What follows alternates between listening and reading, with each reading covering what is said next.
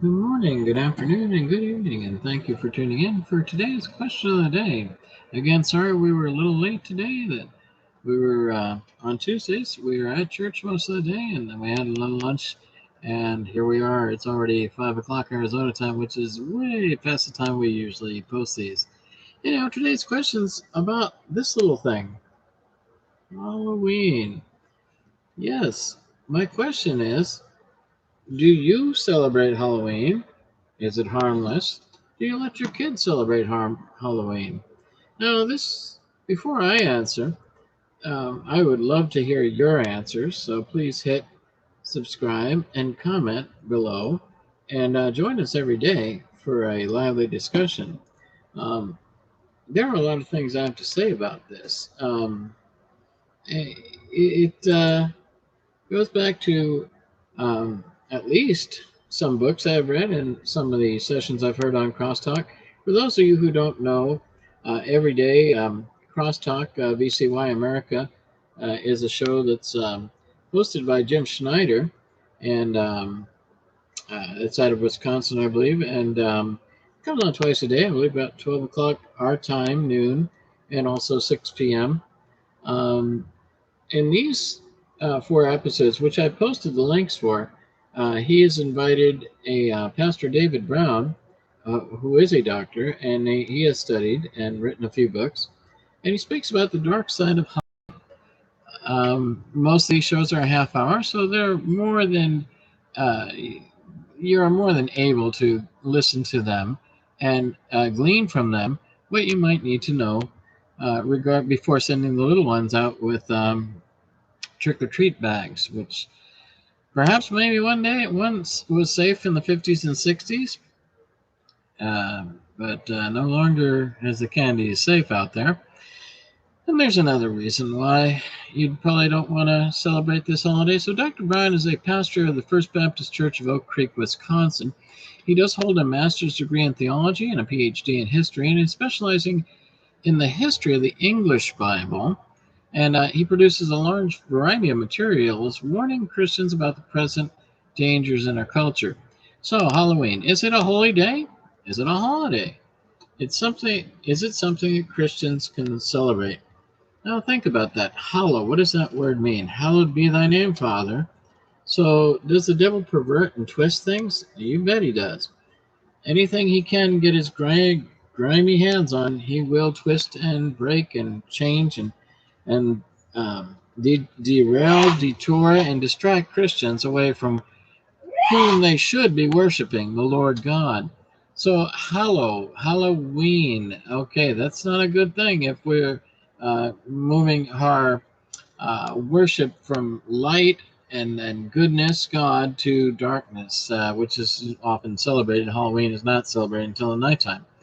So if you ask me, from what I see on my block every year, it seems like the neighbors, Mr. Jack Skellington next door here, celebrates this holiday more than they do Christmas. Now, these shows are from they go back from 2013 on, but from 2016, $8.4 billion were spent, and that was an all-time high that year. And it seems to increase every year uh, as um, as people continue to celebrate at a record pace. 171 million people dressed up that year to celebrate Halloween, which is more than half the country, which many of them claim to be Christians. Halloween, is there more behind the mask? So, in the American Book of Days, George William Douglas describes Halloween having its origins in ancient Baal festivals, while other customs derive from the taking of omens from the struggles of victims in the fires of their druidic sacrifice. So, is it All Saints' Day? Do we really honor the dead here? That's kind of what the Catholics are telling you. While Halloween trivializes much of its occultic roots, the fact is it has very demonic and very bloody history. In 2017, a Fox Business article contained the National Retail Federation consumers expected to spend then a $9.1 billion on costumes, candies, pumpkins for Halloween. The average consumer would spend $86 alone just to gear up for the holiday. This year, and 48% of adults, not kids, adults, plan to dress up in costumes. So even churches have adopted Halloween into their church programs with parties and celebrations and call them harvest parties. But people still dress up in costumes and give out candy and bob for apples. Many Christians believe that it's just harmless fun. Is there any more to it? Well, what does the Bible indicate? Halloween seems to have an occultic holiday. Okay, it goes back to two great festivals. One's in May, May Eve, and the other is November Eve, which is on October 31st. It is the honor of the Lord of Death and Evil Spirits, kind of like Darth Vader.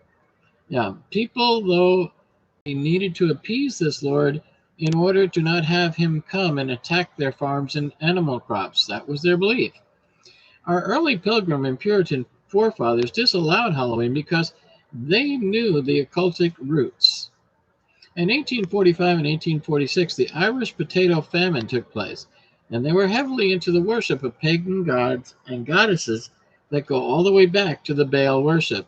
As Irish immigrants came to the United States, they brought the celebration of Samhain with them. It was later relabeled by the Roman Catholic Church of changing it to All Hallows Day or All Hallows Eve, and hence Halloween. So you figure, well, if a church of a couple of billion people put their stamp of good housekeeping on it, it must be okay, right?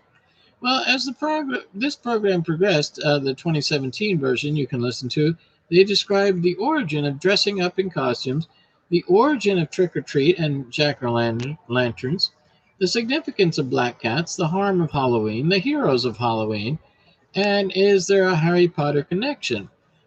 What is the history behind Dracula? Now, in a 2018 show, Dr. Brown explained that the Roman Catholic Church influence in the formation of the holiday's name and the origin of the Halloween's costumes, the Grim Reaper, and again the jack-o'-lanterns, the witches, Dracula, and the bonfire, and the numerous aspects of this day recognized as a high holy day for Satanists. A copy of his 180-page book, The Dark Side of Halloween, as well as pamphlets, were made available in the show for a donation. Now, families, I think this is the 2020 show here, families across America making their choices about celebrating Halloween. Should the front yard be decorated in Halloween decor as well as the house? Should the kids be allowed to dress up in costumes and go house to house collecting candy? Should a person take time to watch horror movies featuring witches, zombies, and vampires? Personally, I don't think so. They're not very edifying, are they? They only bring you down. And he has written, again, I told you about the book that he wrote, and also a research paper unmasking the truth about witches. So, what was behind trick-or-treat?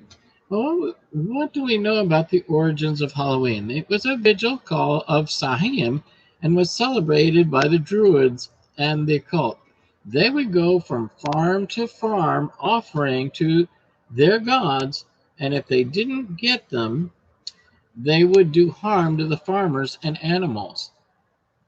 So there's either the blessing or the trick, which was evil, destruction. So if you look at the occult holiday, you'll see one of the key days is Samhain. The Roman Catholic Church, again, changed that, and they even part of it to match the pagan holiday, as it was called All Hallows Eve on their calendar. So hence, it is no longer All Hallows Day, it is Halloween, as to include the Eve. And the Roman Catholic Church, which I did grow up bring these are the same guys, the priests and nuns, who brought you such great songs like "Pray for the Dead and the Dead will pray for you." Now, when I was a little kid, that one wrapped around my head a little bit. How can the dead pray? Do the dead pray? Can the dead pray? Can the dead speak? Well, I'd be spooked if I heard from the dead, right? So, the show also addressed haunted houses. So, there are four references and links that you can watch these, and hopefully this show has provided you some answers, but also I would like to hear your responses and your questions. So thank you for tuning in. I know it was a little bit long for a question of the day, but I thought this one was necessary before we get to Halloween. Have a great day. God bless you. And stay tuned for Cafe Jesus and the Daily Word.